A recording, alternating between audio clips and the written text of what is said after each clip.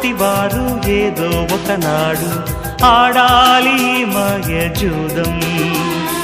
గెలిచామో ఓడామో అది ముఖ్యం కాదు, ఊహలతో వెయ్యాలి పందెం. వరమేదో పొందామనుకున్నవారు పోయింది పోల్చలేరు, పోగొట్టుకున్నామనుకున్నవారు పొందింది చూడలేరు. విధి ఆడిన దొంగాటలు ఫలితాలు తేల్చేదెవరు? స్వప్నాల వెంట స్వర్గాల వేట తుదిలేని దోబూచులాట.